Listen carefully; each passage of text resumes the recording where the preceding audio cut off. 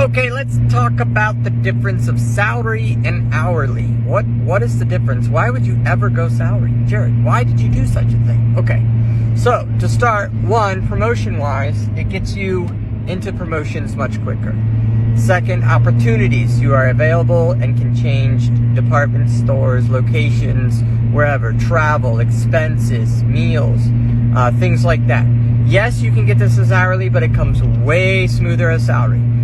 Next, hours. Okay, hours typically on a salary manager, you're going to be doing more hours because you're salary. But depending on which salary you are, you may not get paid any extra. Some salary do, some salary don't. It just depends. Now, some compensate through bonuses, some compensate through just your pay. Like if you go over 50 hours, then you get extra pay. Let's give you some examples here, all right? So when you are salary, benefits aside from pay necessarily, we can look at things like PTO or benefits for medical leave or mental leave or paternity, maternity leaves.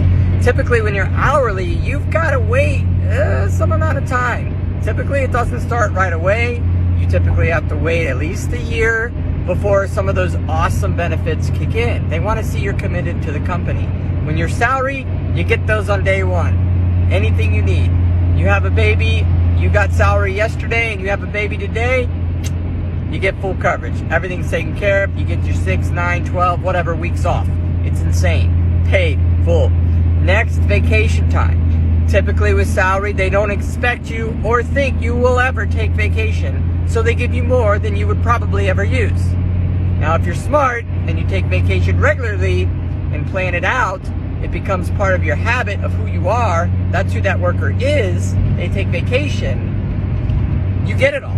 So, as an example, in my current position, I've only been with the company for a couple of years, but when I became salary, I got the same amount of vacation time as an hourly that worked 20 years. I got it day one, okay? On top of that, I still got the bonus and everything else that goes with it.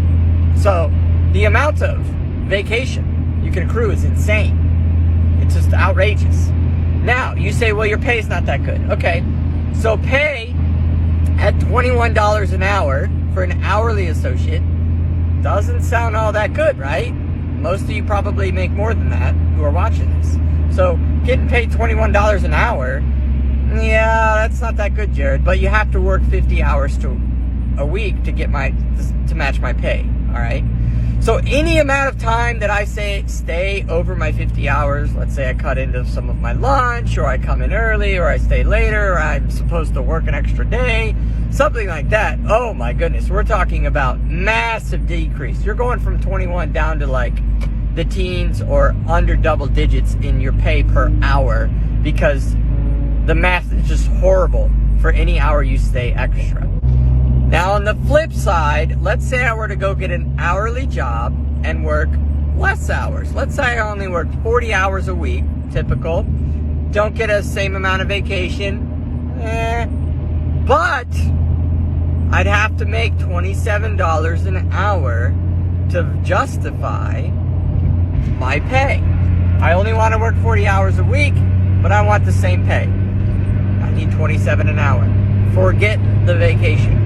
Now, I don't know how important vacation is to you, but to me, I would rather get paid to not work than paid to work.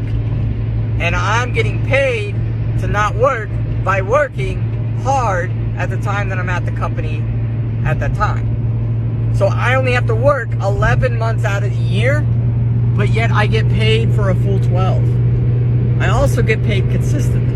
My paychecks are exactly the same every single week. There is no ups and downs. I did or I didn't. I did make more. I did make less. I got sick. All of that. Exactly the same every single week. The pay comes in. It's nice. It makes it easy. Clocking in and out.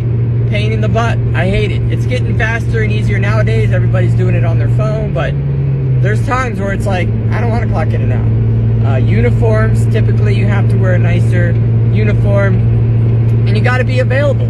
You got to be the one that's willing to do extra. You still have to do everything an hourly does. You just have to do what an hourly does and maintain your current position as a salary. So that part can get a little hairy. More on that later. A little confusing, but I just wanted to run over some of the basic ones of why would anyone ever go from hourly to salary or salary to hourly. So definitely the pay, definitely the benefits on the PTO, if that's important to you. Definitely the benefits on, regular leave status, sick, medical, whatever, and then bonuses, which could or could not affect you as a person. So, yeah. Hope that answers some questions. If you have any more, I'd love to answer them.